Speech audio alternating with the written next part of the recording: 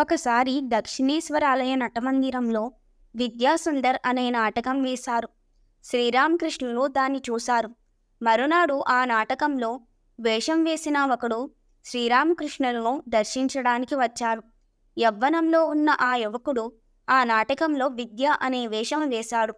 గురుదేవులు అతడి నటనను చాలా మెచ్చుకున్నారు. అప్పటికి ఆ యువకుడికి పెళ్లి అవడమే కాక ఒక బిడ్డ పుట్టి చనిపోయింది కూడా. ఆ తరువాత ఇంకొక బిడ్డ కలిగింది. ఈ విషయం తెలిసిన తరువాత గురుదేవులు విషయభోగాలు అనిత్యమని వివరిస్తూ అతడితో చాలాసేపు సంభాషించారు.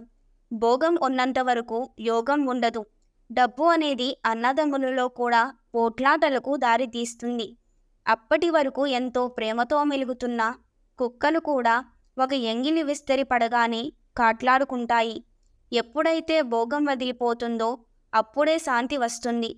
ఒక కథ చెబుతా విను అంటూ ఒక బాటసారి ఎండలో నడిచిపోతున్నాడు. ఎంతో దూరం నడిచాడు. కానీ చేరవలసిన ఊరు ఇంకా రాలేదు. ఇంతలో దూరాన ఒక చెట్టు కనిపించింది. బాటసారి అక్కడికి పరిగెత్తి ఆయాసపడుతూ దాని నీడలో నిలబడ్డాడు.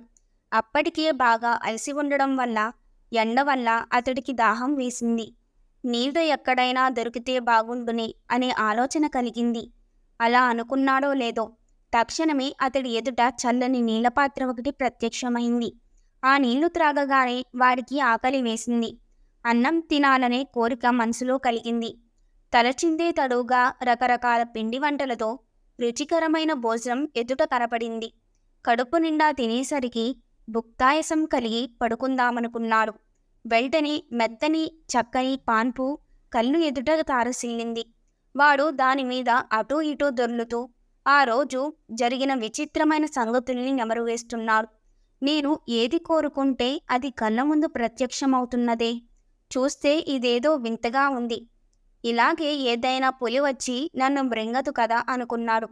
ఇంకేముంది, గాండ్రుమంటూ ఒక పెద్ద పులి వచ్చి అతడి గొంతు కొరికి చంపేసింది. చూసావా, ఆ చెట్టు మరేమిటో కాదు, అదే కల్పవృక్షము. కల్పవృక్షం ఏది కోరితే దాన్ని ఇస్తుంది. అలాగే భగవంతుడు కూడా కల్పవృక్షం వంటివాడు. ఆ కల్పవృక్షం నీడలో నిలబడి ఏది కోరితే అది తప్పకుండా సిద్ధిస్తుంది.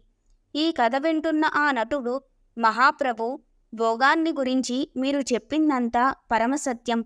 భగవంతుని భోగాలు కావాలని ప్రార్థిస్తే చివరకు మిగిలేది అనర్థమే. మనసులోకి అనేక ఆలోచనలు, కోరికలు వస్తుంటాయి. అవన్నీ మంచివి కావు కదా. భగవంతుడు కల్పవృక్షం వంటివాడు. మీరు చెప్పిన కథలోలాగా పెద్ద పులి వస్తుందేమో అనుకుంటే నిజంగానే పులి వచ్చి అతన్ని మృంగివేసింది అన్నాడు. వెంటనే గురుదేవులు, నిజమే, భోగభాగ్యాలు కావాలని కోరితే వాటి వెనుకనే పెద్ద పులి కూడా వస్తుందన్న విషయం ఎప్పుడూ జ్ఞాపకం పెట్టుకో. నేను నీకు అంతకంటే ఏమి చెప్పేది? భగవంతుని హృదయపూర్వకంగా ప్రార్థిస్తే ఆయన నీకు సాక్షాత్కారాన్ని బోధిస్తాడు. ఈ విషయాన్నే గురుదేవులు శశిధర పండితుడికి, సందబోసు అనే ఒక సంపన్న గృహస్థుడికి కూడా చెప్పారు.